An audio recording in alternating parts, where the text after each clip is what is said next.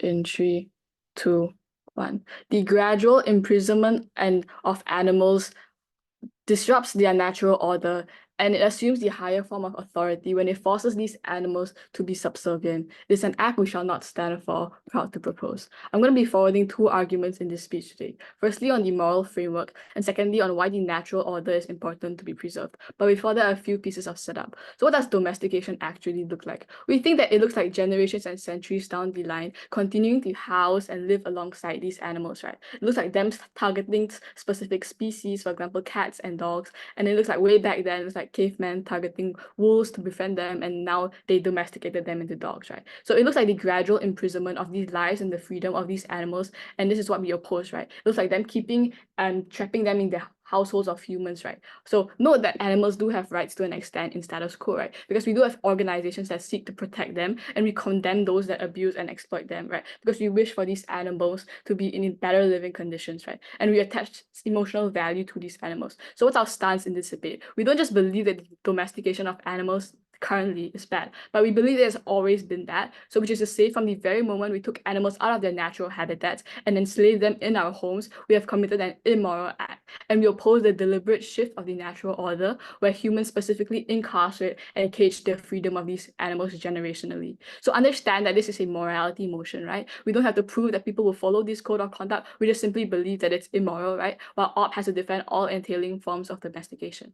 So first argument on the moral framework then. So how do we determine what is moral? We're going to bring you 3 reasons here. Firstly, the ability to consent. Secondly, autonomy. And lastly, something about the commodification of living animals. So first lay then on the ability to consent, right? We tell you that cats and dogs and other animals that are often domesticated don't have the ability to consent, and they cannot opt into being domesticated. They can't consent because their psychological workings have been rewritten after years of domestication, right? After being subjugated to human control, right? They had no capacity to fight back from the beginning, right? Due to the power asymmetry between animals and humans, right? There was always a risk of them being harmed or abused if they chose to fight back.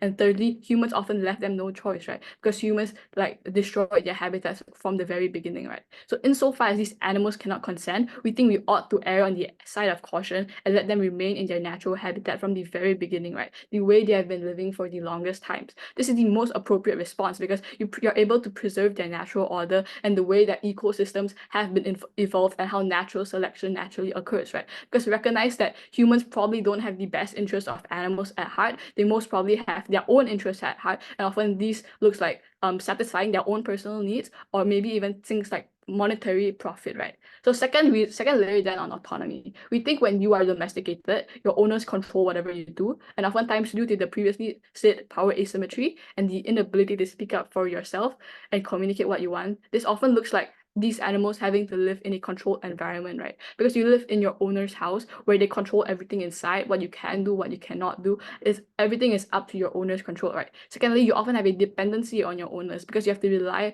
on them for everything. For example, food, water, toys, and even entertainment, right? You create a reliance on these humans and you prevent them from exercising their autonomy, right? And thirdly, there's a lack of mobility for these individuals because they oftentimes have to follow the orders of their owners, and they're mostly leashed when they go outside, if they're even able to go outside, probably like once a week going to the park, right?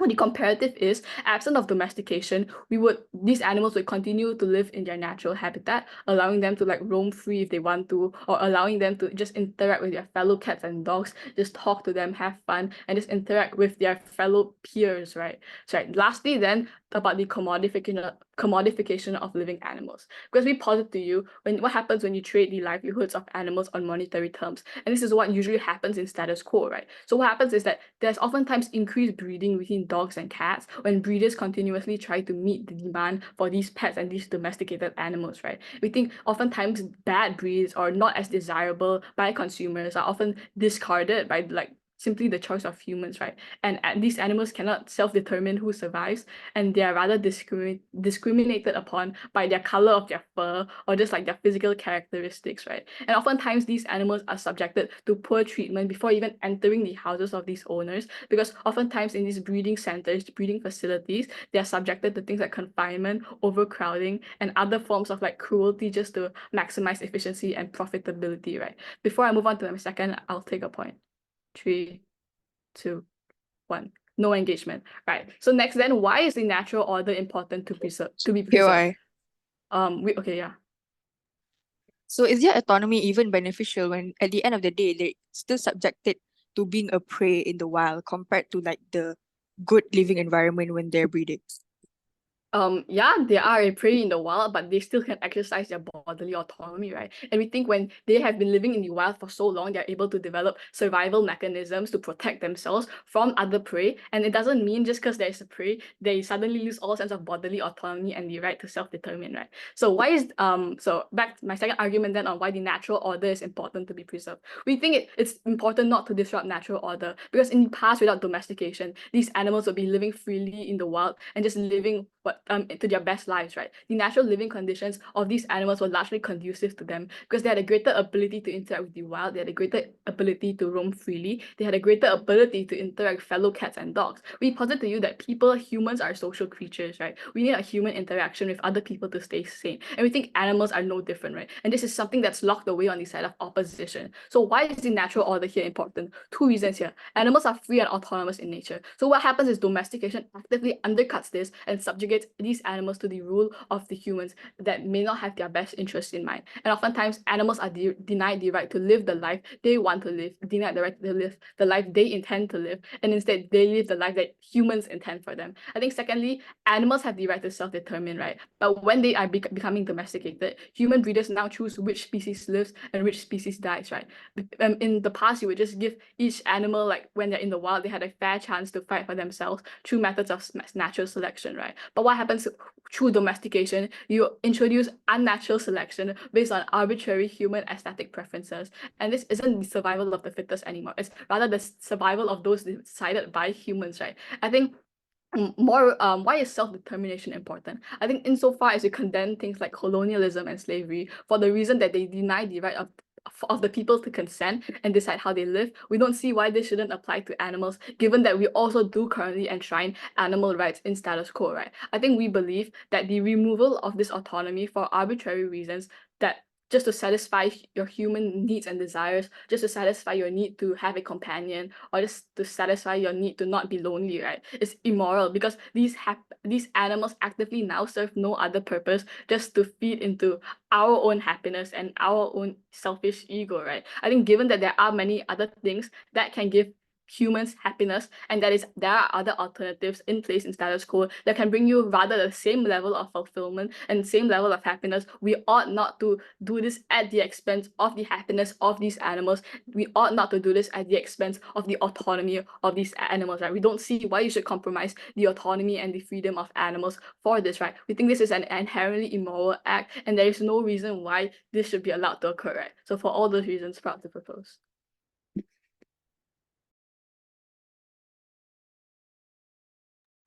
Thank you, PM, calling upon hello.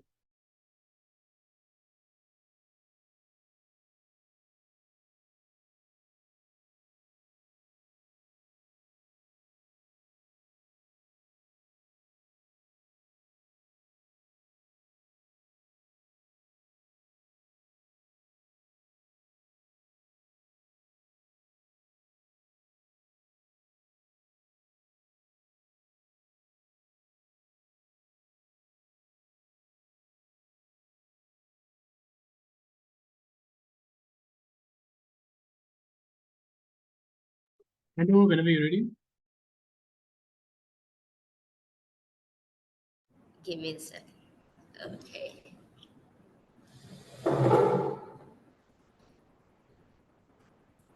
Am I audible? Okay.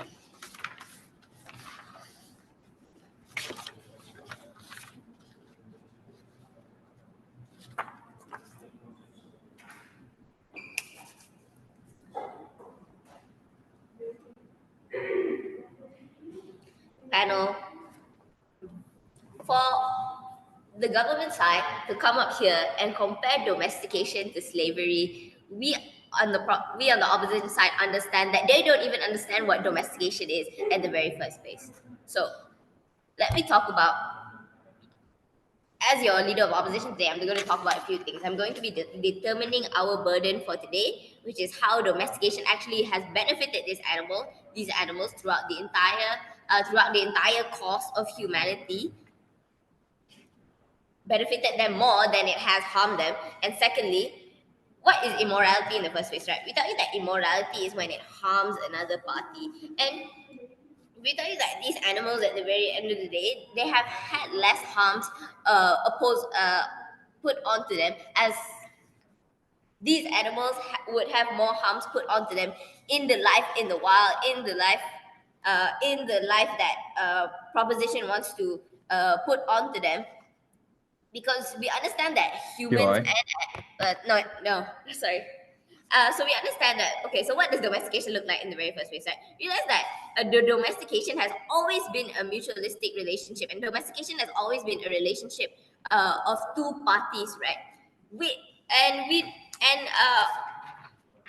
PM said that they don't have the ability to consent. But you think that when they don't have the ability to consent, they also don't have the ability to feel the burden of being taken away, of what being bred or being taken away for generations and being put in house. We tell you that animals are not able to feel this burden, and the inherent feeling of animals, the only thing that they want to achieve actually is they want to live, is that they want to survive. It's the survival. They will always choose survival over anything else, and that is how domestication happened in the first place, because these animals wanted to survive. Because these animals wanted to survive, and they inherently wanted to. And they inherently want, because these humans gave them food, these humans gave them shelter, they inherently decided, okay, these guys are cool, so I will also protect them. I will also protect them from other predators. Realize that these wolves from 30,000 years ago, if they didn't see humans as beneficial, they would have eaten them already, they would have killed them already. But because there was a mutual relationship where they got something and we also got something, that is why humans continue to be with them, and wolves also continue to be with us. We tell you that the harms of abuse or whatever that they're going to talk about. The harms of abuse do not equate to the harms of domestication. And domestication has always been a mutual relationship. And we think that because inherently animals want to live and want to survive, we're not trapping them. They are not trapping them.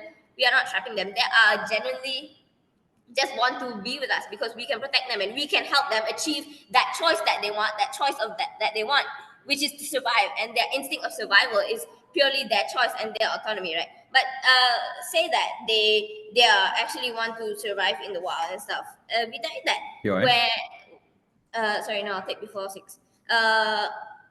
That autonomy isn't good if you're going to watch these wolves go and die eventually, these sheep go and die eventually in the wild. We tell you that autonomy isn't good, and it isn't moral for you to watch that sheep go and die when you know that you could keep it in your house and make sure it survives to see another day, right? We tell you that in itself is immoral for you to leave these horses in the wild with their hooves absolutely long and untrimmed and uncared for. We tell you that these the natural order of animals sometimes works against them, and the natural state is actually something that can harm them.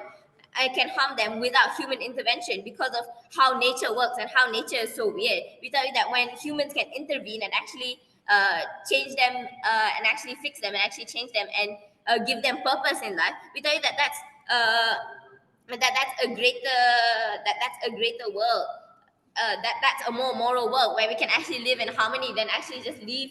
And it's immoral for you to just leave animals in the wild and then just where instead of actually working with them to get the things that you want, because regardless, humans are going to have to eat animals, right? Humans and animals are going to have to interact, as opposed to with a world without domestication, where all these interactions are just harmful, where all these interactions are you just shooting them dead because you want to eat them. We tell you that in our world, we tell you that in our world, a world with domestication, these animals and humans actually work together in order to get that goal, in order to be able to have that food in the very first place. And we tell you that in modern day, especially in status quo, we tell you that the research in animals is already that humans do care about animals, right? That humans do care about the things around them and the nature and the environment. So we tell you that the research in animals in the same industry that was maybe that tries to hurt them, it's also the exact same industry that is working in research and in science to help give them better medication, to help them feel less painless deaths when they are dying. that helps them feel less pain. That actually once they studies them psychologically, they study them mentally. They cater to their needs. They're making all sorts of like purina food that they want to give to these animals because we care about these animals and we want them to live good lives. And we tell you that that is inherently moral, especially to the human being, because we want to take care of something and we want to see them strive along with us instead of against us, right? POI. So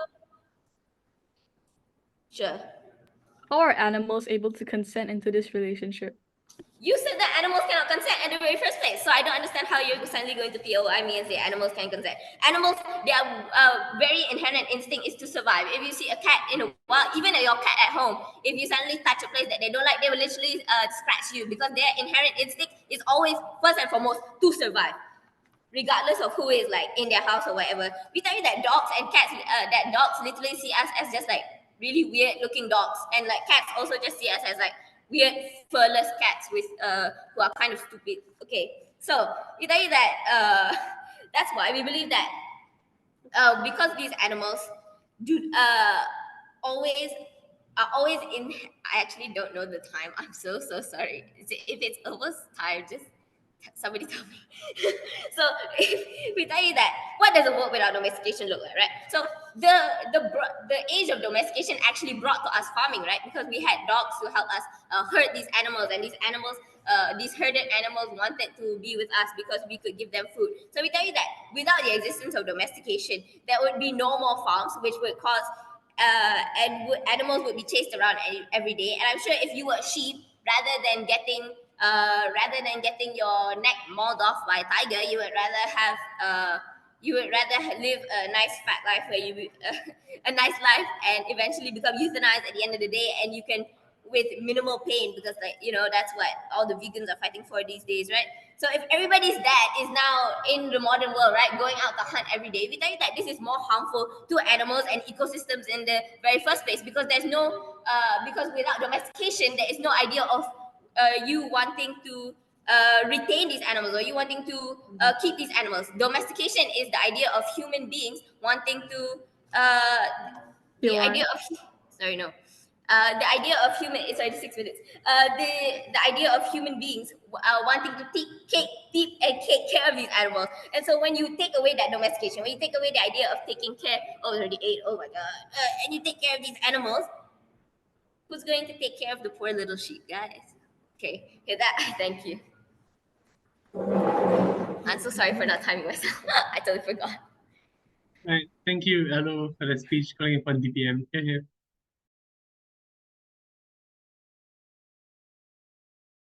Hi, so my pronouns are he, him. I prefer POIs verbally. Am I visible and audible? Just the go.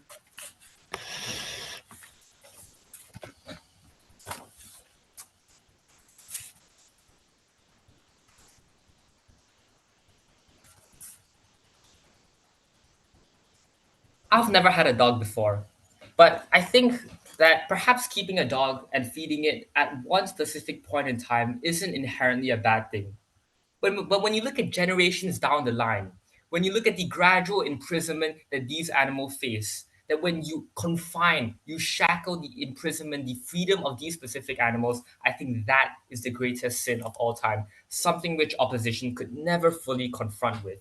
Let me just be really clear about our stance. We oppose domestication and not other forms of farming, for example, breeding chickens for food, because it is not necessary. Domestication is not necessary in status quo, and in any way, it is only for our own luxury and pleasure. Farming for chickens is a necessary way to survive for food, and we believe that is part of the natural order in which we aim to preserve.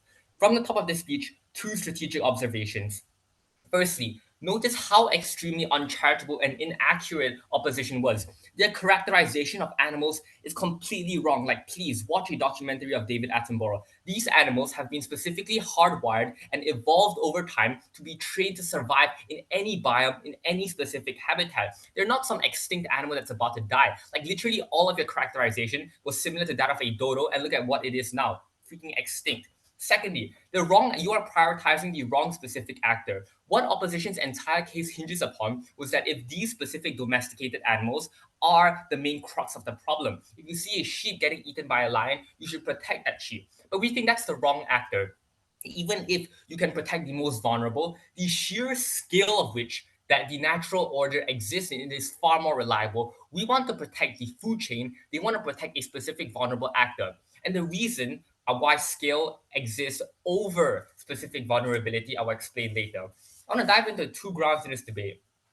Firstly, on the safety and well-being of these animals. Secondly, on the principle of consent and autonomy. Firstly, then, on the safety and well-being of animals. We told you from first that commodification of animals in status quo specifically leads to things like forced breeding specific breeds of animals or dogs that look to be, for example, prettier or fluffier. And you also neuter these specific breeds, which I think is very extremely immoral. Like, I'm not going to go to the analogy to the point where I say, if I were to neuter you, would you like it? But I think it's fair enough to say that these dogs are not meant to be neutered in their natural order.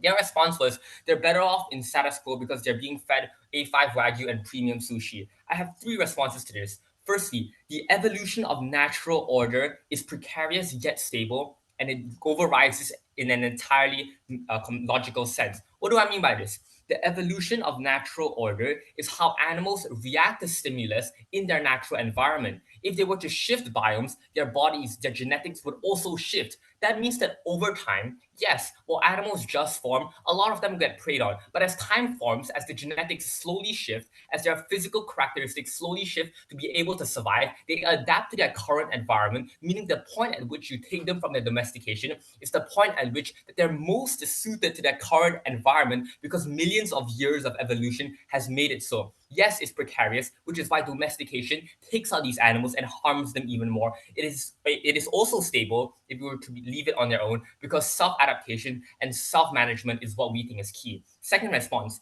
humans are not a reliable actor. For example, not all of them are knowledgeable. You could feed your dog chocolate, and yes, although it's sweet, it's probably going to hurt their intestines or something. But beyond that, we also don't have the animal's best interest at heart. We have things like greed, we have things like self-interest, which we think exists over and supersedes over these specific actors of animals. Third response, even if in their best case that these animals are treated well, understand that in our case, firstly, these animals would have thrived nevertheless because they have already evolved with the same characterization that I've given you earlier. Even if they're still praise does not mean that they're somehow more vulnerable. It just means that they exist in another plane. And like what they said in The Lion King, right? The lion, once they die, the grass takes up their nutrients and the praise eat the grass, meaning that it's a circle of life. Secondly, for every one animal that is treated well in your world, 10 more suffer. What do I mean by this? Simply because one specific animal, gets a good owner means that the 10 others have to suffer, has to go through getting neutered, has to go through breeding with other dogs that they possibly don't want to. Well, there is no form of consent. But regardless, treating them in harsh conditions is still immoral. And I think we can all say for sure that breeding the same dog 10 times is still going to hurt its own reproductive system and it's not going to be good for it. But let's weigh evolution versus this man-made safety. Which one do you weigh up more? And firstly, man-made safety weakens the specific physical characteristics and mental strength of these animals because these animals are so used to getting their stimulus, to getting their reward, which is candy or sweets, so instantly. This means that they no longer have to adapt to be able to catch food. They no longer have to hunt, which means that cats from like lions or tigers are no longer as strong as before. But secondly, in terms of evolution, it means that if any specific obstacles were to be present, these animals can easily react to it by changing their body. But since these specific domesticated animals have not yet evolved in a way that is beneficial, if any obstacles were to occur, like stray cats, they will most likely suffer. And the only reason why a lot of stray cats are still surviving is because we humans take pity on them and feed them in our mamak stalls. Second grounds on principle of consent and autonomy. We've told you from first that animals cannot consent because their psychological workings are rewritten. Secondly, we've also told you that autonomy does not exist because they have no choice. They are simply following generations of survival instinct. They claim that it's a survival instinct for animals to help humans. Therefore, it's moral. Exactly my point. I have two responses to this. Firstly, it is exactly the exploitation of innate survival instinct that we think is completely immoral. Take, for example, how animals are fine-tuned to respond to a stimulus, and if there is a reward present, then they're likely going to repeat actions for that stimulus to repeat again. For example, if you feed a wolf as a caveman last time, this wolf now recognizes that he no longer has to hunt for food, rather he can get it in an easy manner by begging towards these cavemen. This means that you're actively igniting their stimulus by giving them food, meaning that they can no longer actively engage in activities that lets them get food by themselves. You are exploiting the fact that they always have to react to a stimulus to get a reward, which means that their brain catalogs the specific context with which they get the reward and they try to repeat it. This is exactly how you exploit and hardwire these animals. But before I go on to my second response, yes, a POI. If you define autonomy as a lack of choice, wouldn't you also take away their autonomy in the wild when they're forced to be finding food and Let me surviving? clear this up. If you take away their lack of autonomy in the wild, right? This is because there is no choice. And if you want to talk about autonomy, they can choose where to go, right? They have their own physical characteristics fine-tuned. And the reason this is so damaging is because humans are an actor that we can control. If they affect animals, then we can control that. But if the natural order affects these animals, it is something we cannot control because they are not an actor. Meaning we can specifically change how they respond to these humans, but we cannot to the natural order, like how we cannot change into like how we cannot respond to the natural order. If you want to go into the debate of whether or not humans have free will, I'm happy to do that, but not in this current scenario. But second response, the natural order is unfair, but sometimes it is unfair for all animals, and in that way, it is moral and it is fair. Take, for example, your own instance of a sheep being eaten by a lion. You want to take away that sheep, right? Let me ask you, what about that lion? What happens to it now? Would you rather the sheep taken away the safety, but now this lion starves? Or would you now this lion being well fed, but the sheep dies? This is something that is inherent in the natural order, and there is always something about sacrifice. And lastly, you claim that there's a mutual relationship and how it relates to consent. Value does not mean permission, right? If I give you a mansion over your current house, if I give you a new family who abides to your every rule and not your current family, you would probably say no because you love your current family. But the thing is, it's different. It's simply because that you do not consent to it, and that is what we want. We want freedom, we want truth, we want these animals to be able to choose. Thank you. All right, thank you, DPM. Just a reminder to everyone that the judges will not be taking any notes beyond the 8 minute and 15-second mark. So you might as well just end your speech at that point. Calling upon DLO. Yeah.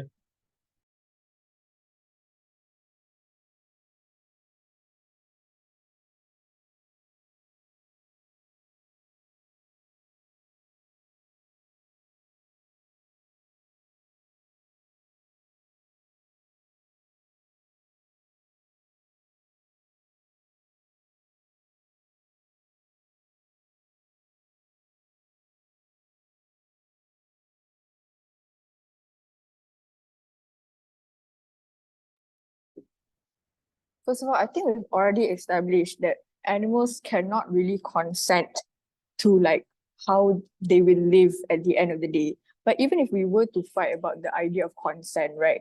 We think that I think that my PM already told you that at the end of the day, these animals, what they want is to survive. What they want is to get food and just breed at the end of the day. Like that's the two things that they want out of their life. So we think that the idea of at the end of the day, our principle of survival is much more important to these animals than this whole consent thing that proposition side is trying to propagate. Because at the end of the day, right, when they live in this world, it's never fair to them anyway. Like they're still going to be killed, if not by humans, by some tiger. Like at the end of the day, humans are still going to shoot them up and kill them if we don't domesticate them. But the point in time in which we domesticate them, the point in time in which we provide them food and shelter, and we help them we kill them in a more humane way, we think that's more beneficial for these animals. And we think that because we cause less harm to these animals once we domesticate them, is the point in time where it is moral for us to domesticate them, where it's not something that harms these animals. We think that is where we take the principle in this debate. And secondly, they talked about how they want to maintain this natural order. Realize that in life, right, ever since like the 1800s, we've been evolving in ways that benefits us. We used to live in jungles, right?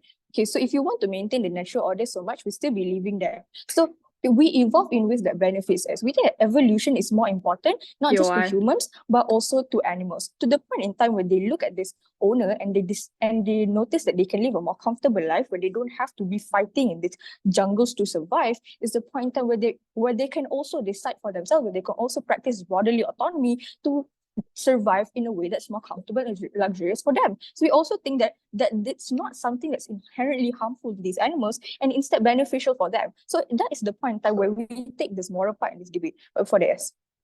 If animal safety and survival is so important, why don't we interfere in every circumstance where a predator hunts a prey? Again, sorry. If animal safety and survival is so important, why don't we interfere in every single circumstance where a predator hunts a prey? Because at the end of the day, we're still going to, okay, at the end of the day, we're still going, I already told you, at the end of the day, animals are still going to die. Like, it's just like the different ways that they're going to die. It's not by humans, it's by other animals. If they're going to face predatory behavior, if they're a prey, right? That's just how life works, right? But we're telling you that the point in time where humans can intervene and make them die a more painful, a less painful death, in the point in time where you can euthanize them in a way that doesn't make them scream for 5 hours, we think that is when it's actually moral to actually domesticate these animals, to actually give them a place to live and things like that. So, and we also think that the domestication of animals is the only reason why we even care for these animals in the very first place. Because we think that humans are empathetic in nature, but before this, we only see them as our enemy, right? But when we domesticate them, is the point where we actually provide them like where we actually think of ways so that they can live more comfortably and just die less painfully.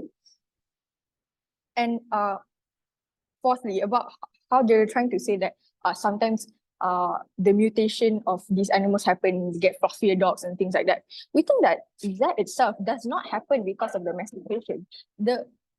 That happens simply because some humans are cruel.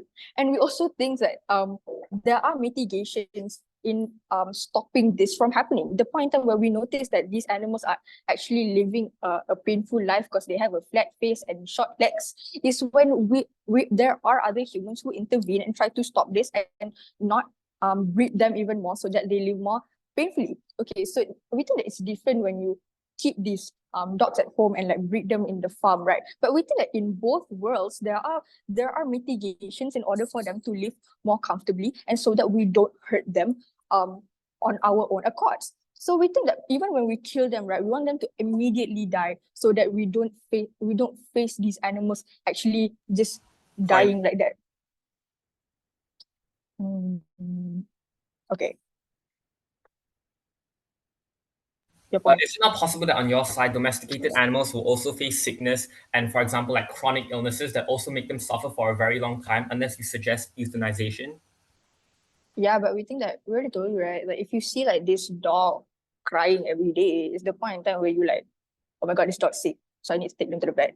Like we think that's already mitigative efforts that happens in status quo, right? So we think that it's kind of immoral for you to, it's kind of bad for like proposition side to just paint domestication, like the domestication the industry as like just like killing all animals and like abusing everyone. Because we think that domestication doesn't equate to abusing these animals in general. And we've already told you that there's already like not only like mitigation efforts, it's also like conservation efforts in which we're trying to ensure the survival of this breed. Of this species and stuff. So we think that at the end of the day, our on opposition side, we don't really care about like the natural order of life. If these animals are instead living a happier life in which they reach their goal of survival. And we've also told you that and we also tell you that natural order of life isn't that important at the end of the day when we all species in this world evolve to adapt to the current way of living, or if it benefits us in the long run. So we think that already takes down their whole point on that, like them mansplaining some symbiosis and stuff like that. So we think that we also think that like my PM stated, how these animals at the end of the day, they're still going to be exposed to predatory harms. So if you're a prey at the end of the day, you're still gonna die. But we think that in which way you die is something that humans can control, and it's something that only humans can help these animals to achieve at the end of the day. And we think that it's not something that's solely for human greed, right? We think that we've already told you that it's a mutual benefit. We've already told you that when I give you food, you protect my house. And we think that that's something that's not it's not something that totally is totally immoral to both parties. And we think that if it's mutual to both parties, we think that it's the point in time where it doesn't it's not it is justified for us to do so. So yeah, go for op.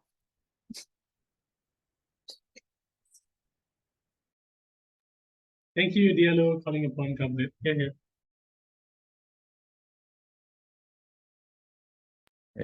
Just check, am I audible and visible? Yeah, all good. Okay, just let me set up my timer. Hope you guys verbally.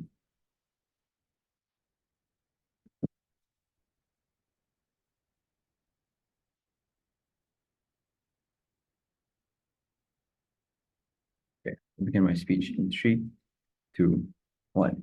Just like the POI, my first speaker denied me from denying animals their right to freedom and subjugating them to domestication imposes slavery on them. It is slavery because you prevent them from having a choice, you prevent them from having a decision. And I don't think saying that slaves die in a better way is enough because they die in a better house or something is enough to justify it. I think it is principally immoral, and we have all been immoral for owning a cat. Sadly, I own a cat. Anyway, a few strategic observations from the side of government. Firstly, on opposition, they say that domestication is not abuse. This shows that they're just cherry picking the case. There have been very clear cases where domestication is abuse, and we have given to you a whole host of analysis of why abuse is perpetuated when you commodify these things, when you have money incentives, when you discriminate against certain types of animals. More analysis in my speech later. But this just goes to show you that the harm of abuse is not only unique to our side, but it is symmetric.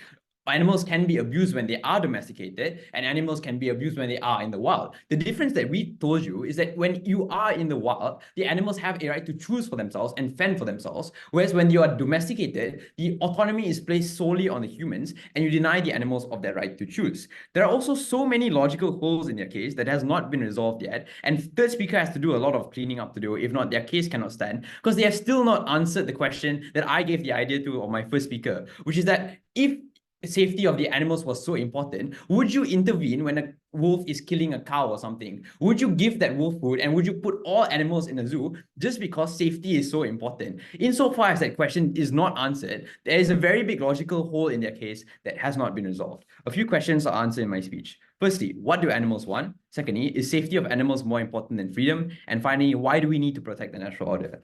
Firstly then, what do animals want? The analysis that both sides agrees on is that animals can't consent. But what is the actual impact of not having consent? It means we have to weigh up if something is immoral or not. This is why we weigh that children, doing drugs and stuff before the age of 18 is immoral, because they cannot consent to it yet. But side opposition says that animals want to survive. I mean, sure, but this isn't always guaranteed. We cannot in all cases ensure that they achieve what they want by wanting to survive. But what happens when we domesticate them? We introduce another harm, which is that of undermining their autonomy. So maybe in opposition's best case, you are able to ensure the safety of a bit more animals, or maybe you give them a slightly better death because you invent euthanasia for them. But you also take away something else, which is freedom. So my first speaker told you it's better if we err on the side of caution and only undermine one right, which is safety, rather than undermine two, which is that of safety and freedom. Given that I think all these things are on a spectrum, and the fact that even if an animal gets hurt slightly, it also counts as an undermining of safety. When you forget to feed your cat for 3 days in a row, that is also an undermining of safety. I don't think they have given us a plausible metric which to weigh up if safety is protected when you domesticate the animals. They give us ideas like, oh, we can invent medicine for them. But at which point is the medicine isn't enough to ensure their safety. Insofar, this is never enough. At the very least, on our side, we don't undermine their autonomy as well. And here I want to deal with their argumentation on having a better death, in the sense that these animals, they still die, but they die in better conditions. I don't think this still applies, because animals die at the end of the day, and at the very least, in the natural order, which is what the model we propose, or the counterprop that we propose, they are able to fight for themselves, fight with their own evolutionary instincts, and fight with how they were supposed to fight and how they've been built up to fight, to find out if they are the ones that should survive or not. Whereas on their side, you decide who dies, you decide who gets a better death, and we think it is unequal. Moving on then, is safety of animals more important than freedom of animals? They say that the animal safety should be protected. But the problem with this is that if you really value this principle, then you have to intervene in all circumstances in which the safety of this animal is endangered. And since opposition oppose the natural order, we would have to go into jungles, take all animals and put them in zoos. If we cannot do that, then you cannot be moral on opposition's side. What does this mean? This means that the moral framework that opposition runs on is illogical and implausible. Insofar as we cannot put all animals in zoos, because that means that you would not be protecting the safety of all animals, then I don't think that their case can stand. At the very least, on our side, you can ensure the autonomy of all animals. All you have to do is to just let them free. My second speaker already explained to you that insofar as we humans have a right to eat, then we just kill some animals, or we just like rear some animals to eat them. That is still within the bounds of the natural order and circle of life. But we don't disturb all the other animals that would not have been disturbed otherwise. So furthermore, their case also makes things like harvesting animals for food also impossible, which is to say that the source of survival for tons of humans, which is eating meat, would be immoral on their side, because you are killing an animal for food. And what did we defend? We said, why should freedom be protected? We said, you have your right ends where mine begins. When I need to eat because I have a right to live, then I can eat a chicken and participate in the circle of life described in my second. But I don't have a right to entertainment or to enslave another animal for my own personal belongings or for my own personal benefits. My first speaker already explained how there are many other ways to achieve this, right? Through, through like other mediums of entertainment. They have not proven on opposition why the unique benefit animals can provide when they are domesticated is enough to justify domesticating them. They have only gone about one principle, which is that of safety. What is the impact of winning this clash on safety, or on freedom being more important than safety then? We think the harm of ensuring freedom is worse, of the harm of limiting freedom is worse than the harm of endangering the safety of the animals, because animals are always endangered in the wild, but they always have freedom. So introducing domestication crucially undermines this and undermines their right to choose how they would want to live. Now, before I move on to the third clash, are there any POIs?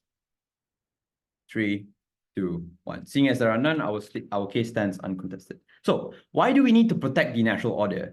A whole argumentation given by my first speaker that has gone ignored is that of commodification. The unique harm of intervening in this natural order is that you attach a value or monetary value onto the lives of these animals, which is to say that when you are domesticating these animals, you only choose certain animals to domesticate based on arbitrary metrics. Yeah, sure. The reason why we can breed them is because these animals actually allow us to breed them. So doesn't that also give them like a form of consent or freedom into how they want to live?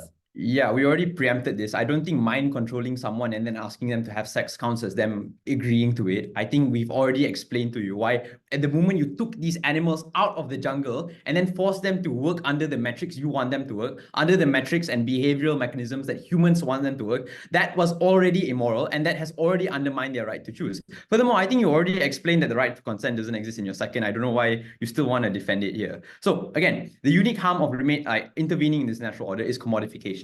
So insofar as even in their best case, where they try to fight on the practical benefits of ensuring these animals are protected, when you introduce commodification, you guarantee that some animals are not able to continue their species. That is to say, the dog or the cat that is of a slightly darker fur color, or the dog or the cat that has physical disabilities will not be protected because humans naturally want animals that are best. I mean, they could argue for some good people, but I mean, it all boils down to that, right? At the very least, on our side, as long as that cat is super buff, he's able to survive and continue to perpetuate his species, or as long as that dog, his disability works in his favor, he's able to continue. But on their side, they introduce arbitrary mechanisms of selecting which animals get to live. Insofar as we don't enshrine discrimination, insofar as we believe everything has an equal right to live and whatnot, I think their side cannot guarantee the ability for all animals to be safe equally, and because of that, their case is simply immoral. Vote for side proposition. Thank you.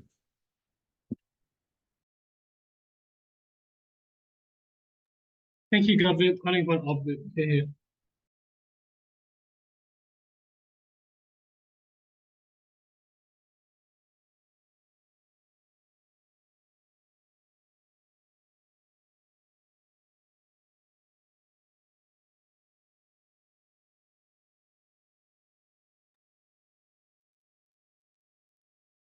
Am I audible?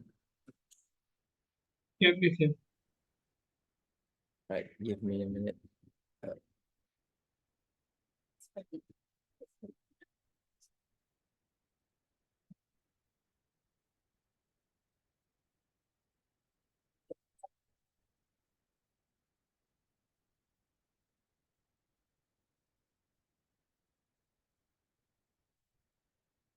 Starting my speech. Oh wait. Okay. Starting my speech in 3, 2, 1. Okay, I think from the very get-go, both sides have defined that immorality is when one party harms the other. I think the biggest problem coming from opposition is that we're opposition.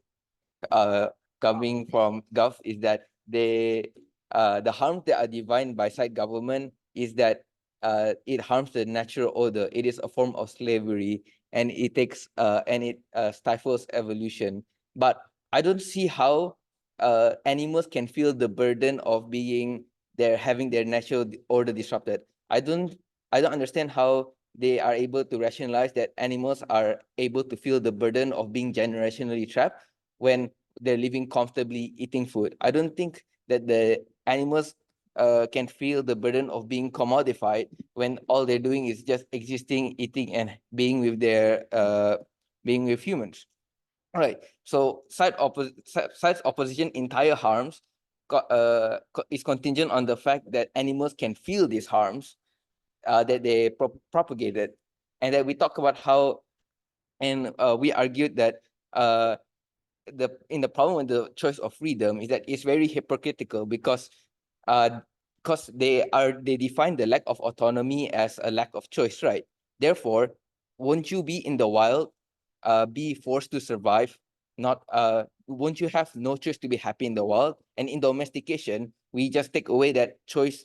We give them the choice to not be. They have no choice but to be happy, right? So on both sides has no freedom of choice. It's just purely circumstance. Animals are forced to survive in the wild, and animals are forced to be happy in domestication. And we believe that at least that happiness is more approximate on the outside because they can feel that. Animals do not feel the freedom in the wild. They feel having to survive day to day, finding food, have to survive, dodge predators and everything, dodge humans and everything. So we believe that happiness is more approximate to our side because they cannot feel the freedom of choice. At least they can feel the happiness in domestication. And they keep talking about the idea of natural order. I don't see why this is important. I don't see why animals can feel that the natural order is being disrupted. We're not disrupting the ecosystem. Wild cows can still exist. And if the natural order is for animals to adapt, then they would just adapt to being domesticated in our world. And their natural order, and they give a very narrow definition of what this conducive environment would look like in the world. They talk about how these animals are free to frolic and everything, find food, interact with other animals. When what also looks like is that they will die more painfully. Hunters will not hit in the head all the time. They will bleed out after being bitten, and they are also susceptible to being hunting to extinction. We can bring up the idea that one of the most poorly domesticated animals, fishing, right? The result of not being able to properly fish in the wild is the result of overfishing. And that because these animals are so hard to domesticate, is that why we have this issue now where certain fish are endangered in certain areas of the ocean. And we talk about how, and they keep talking about how animals are like they are imprisoned, and that they are like have all their rights taken away. But we talk about how in status quo that humans have like the best interests at heart when it comes to the domestication and domesticating animals. We talk about how humans, they are researching in painless death. They are giving the animals home. It's mutual benefit. It's a mutual transaction happening on both sides. They research in premium food, healthcare, and then the result of communication in this kind of things is like human empathy and mutual benefit. And I believe that the mutual benefit is more proximate because the animals can feel that transaction happening while we give them happiness. They give us, we give them food, they give back us companionship. That is a very real thing that they can rationalize in their mind. Yes, I'll take a POI. Would you enslave a human if he consented to it? The problem with that POI is that we're not enslaving a human, we are enslaving an animal. An animal, okay. And the problem with this is that the animals, you already talk about how their natural instinct is to survive. And at that point, that's their only focus. They're not thinking about their freedom, they're thinking about how to survive. And if the better transaction exists from domestication, then it's more likely that they would be okay with domestication in that sense. Right. So, and you keep talking about this like principle of freedom when animals themselves cannot rationalize that idea. So I don't see how animals would be happier under your side with more freedom, but at least on the outside, we at least can give like companionship, food, and free healthcare for them. No, they don't really pay for anything. So I would like to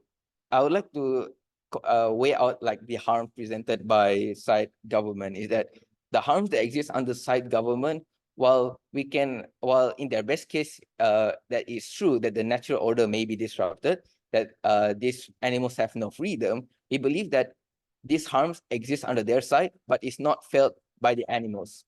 While on the outside, they argue for at least on the outside, even if they do spend generations trapped in like a house, I have like 11 cats, right? At least at the very end, they are able to feel the happiness, the companionship, that being able to comfortable. They do not feel that I just took their mom here and they give birth to a litter of kittens. They do not feel that I just taken their mom away from like the wild, right? They feel that they are born into a world of comfort. They are born into a world of like where humans take care of them, and they enjoy that. They do not feel the burden of being enslaved. They do not feel the burden of having their autonomy taken away. Even if we take them at their best case, the autonomy is taken away.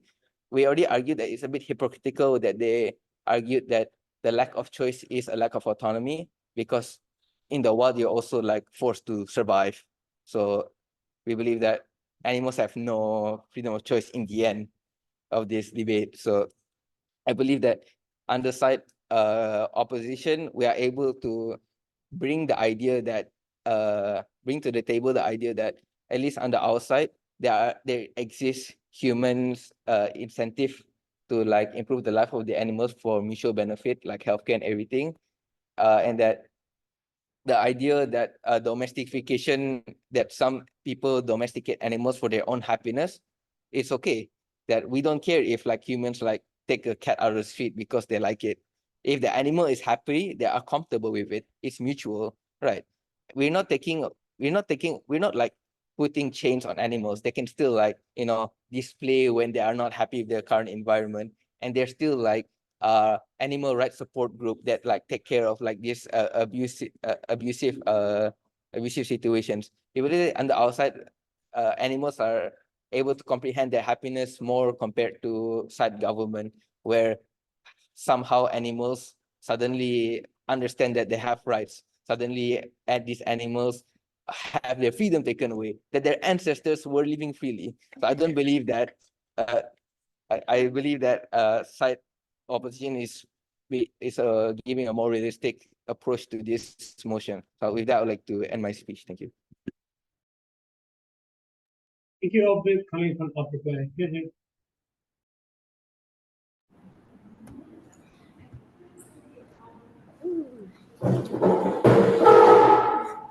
Am I audible? Yeah. Yes. Okay. All right. Throughout this debate, there's only one thing that I can agree on with side proposition, and that is yes, Singapore did steal Taylor from us. So about this debate, right? So what are the few things that were brought up in this debate, right? So we talked about is domestication good, which is what the debate is about, the natural order, the idea of survival, and like proposition brought up slavery or something like that, which I think is quite a bizarre idea on their side of the house. So they propagated this question to us: if safety is so important, then are we going to save every single animal in existence? Well, sure, we tell you that human beings are doing that right now. We tell you that there are hutan simpan, what's that? Reserve forests everywhere around the world. We tell you that there are heritages and that there are things being put into action to actually save. Yes, we do want to save these animals, especially if these animals are being threatened, especially if these animals are being threatened by extinction, being threatened.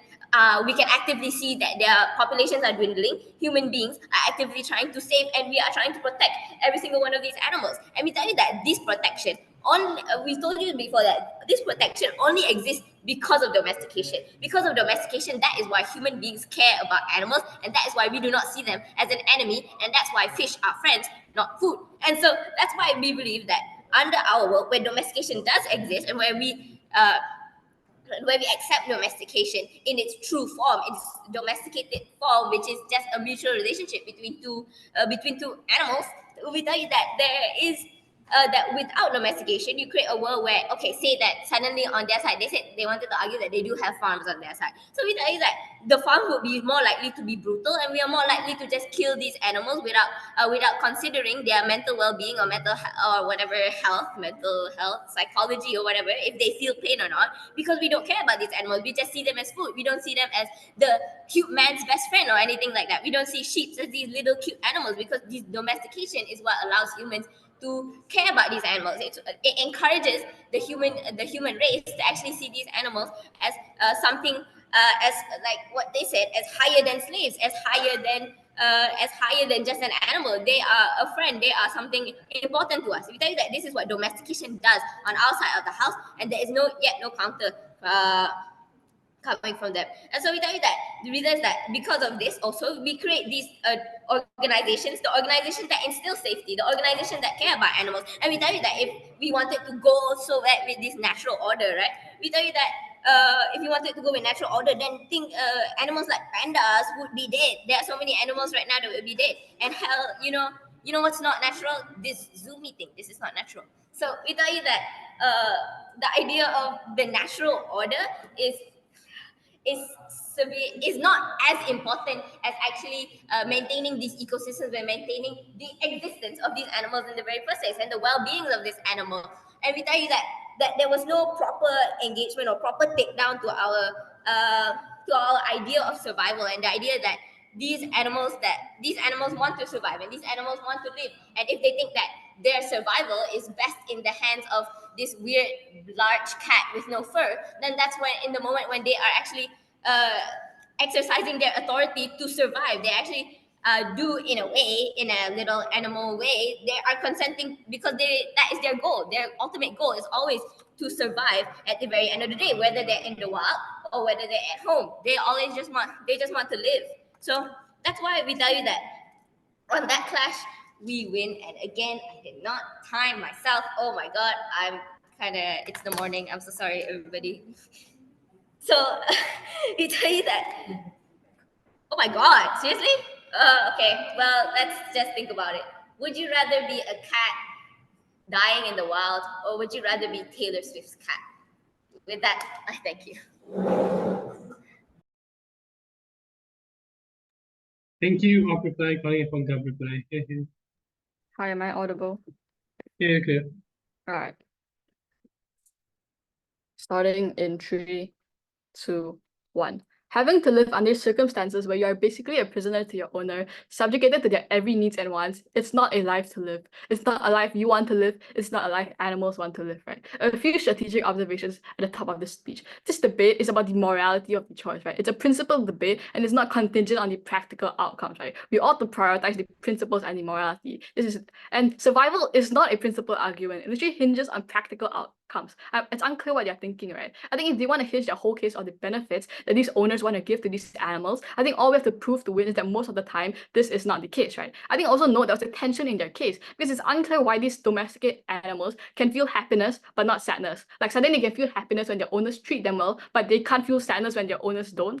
Like it's time for them to stop bringing up convenient examples, right? So what did we tell you in this debate? We brought to you the moral framework. We gave you 4 structural reasons that were barely engaged with. We brought to you the ability to consent. We told you that animals had no capacity to fight back, and oftentimes they lacked any other alternative. Secondly, animals had no autonomy because they cannot live based on their free will, because they had to follow every needs and wants of the humans. They can't go out to interact with the other cats and dogs. Their autonomy is restricted. When they can't roam free in the grass, their autonomy is restricted, right? I think animals can clearly feel if they aren't able to do what they want to do. I think thirdly, we brought to you the commodification of living animals, and oftentimes the breeding process to meet demands of consumers is already inherently immoral because you force them to breed and you keep them in inhumane conditions. And lastly, my second brought to you the exploitation of the innate survival instincts of these animals and how you hardwire their brain and you take advantage of how their brain works, right? And we barely got any response to, right? So next class is on the safety and treatment of animals. And this is where Ott engages the most, right? If this is where they want to talk most about, let's engage with them on this, right? So we told you from first, absent of domestication, these animals would already develop their own coping and survival mechanisms. And this is just part of the natural order, right? Because this would have developed over time.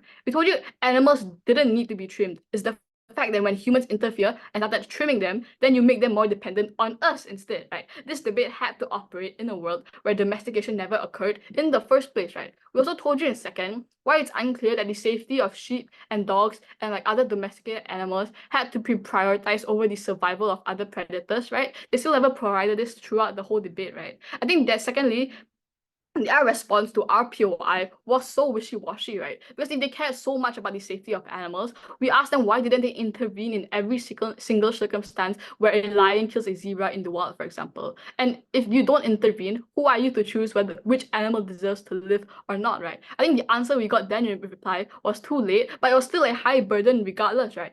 Wanting to save every single animal in the world is simply just unrealistic and it's simply a ridiculous burden for them to take, right? I think the worst case on our side of the debate is that the treatment is equal on your side, i.e. there's the same number of animals being treated good and bad on your side, because for every animal that is treated well, there is also one abused. So it's time to stop cherry picking examples. So then we told you we ought to prioritize our principle that we got no response to, right? The fact that you are denying them their autonomy and violating their consent is why you should never bring them out of their natural order, regardless of any outcomes that might occur, right? We told you the weighing here was simple. Safety was never guaranteed. Autonomy was. You can never control the incentives and actions of every single human, right? Whether they take care of the domesticated animal in a good manner or whether they abuse the animal until the animal is gonna die, right? You can never control every single incentive of every single actor in the whole world. But what we could control, what we could guarantee these animals was autonomy, right? The right to choose what to do, right? The right to run away from prey or the right to just run into battle, right? All of these were choices that we uniquely allowed these animals to have, right?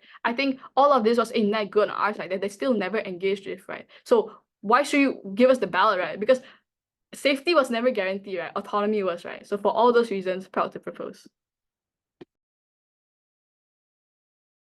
And thank you, Gov replied amongst the end of the debate. Guests across the floor, virtually, and virtually shake hands as well.